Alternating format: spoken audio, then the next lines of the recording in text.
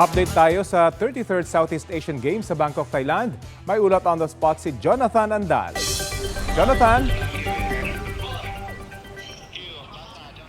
Rafi, katatanggap lang natin ang balitang ito. May nakuha pong bronze ang Pilipinas dito sa SEA Games ngayong araw. Yan po ay nakuha ni Mark Luel Valderrama ng mountain bike cross country. Kagabi naman ay nanalo ng ginto ang Team Philippines sa women's sa swimming.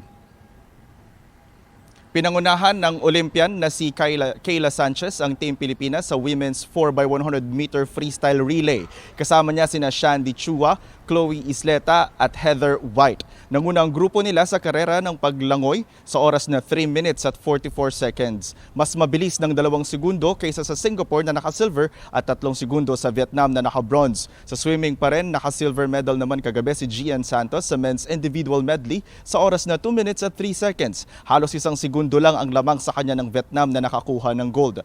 Narito ang panayam ng POC Media kina gold medalist Kayla Sanchez at silver medalist Gian Santos. Well, my first race was a relay, so it wasn't just me, it was a team, and they made me less nervous. It was much more fun as the first race to be with a relay, so I'm so happy. It definitely means a lot to me. This being my first SEA Games and also first event of SEA Games, my first medal. I'm very, very grateful.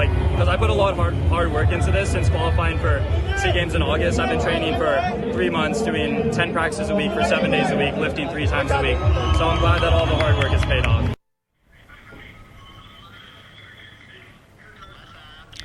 Rafi, andito ako ngayon sa venue ng Jiu-Jitsu at lumalaban ngayon doon sa loob yung 14 na atleta ng Team Pilipinas. Yan muna ang latest mula rito sa Bangkok, Thailand.